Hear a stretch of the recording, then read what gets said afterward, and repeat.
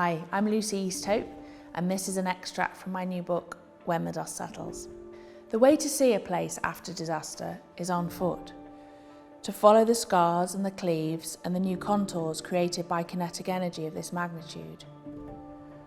Walking around the immense site had been easier for someone like me by the placing of flagged pathways and benches to sit on. From the start, they wanted people to come back, wanted people to know that they were trying to have something to see when you did.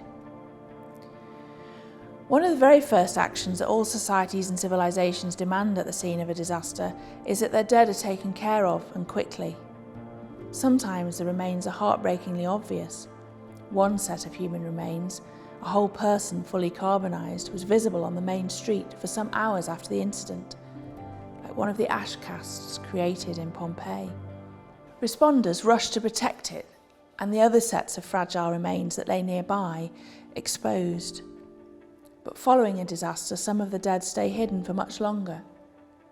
And what happens when the dead become part of the ground and the dust and the scene will then also need to be recovered and then rebuilt? In Lac Megantic, remains had to be recovered from a number of settings, including apartments, but the largest number of deceased died together in the Musée Café. Their remains were in a condition that anthropologists describe starkly as commingled. The anthropologists took these bones, these remains, to their laboratories and began a painstaking recovery process. In the first few months after a disaster, a lot of effort goes into simply surviving and getting through. Then external pressures start to pile up.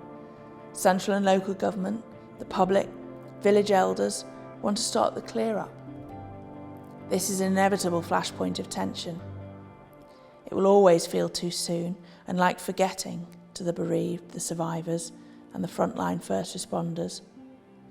This is our place, not theirs, a grieving family raged to me about somewhere they considered to be a grave for their loved one, after an architect's drawing of a memorial garden produced for a government contract was sent to them.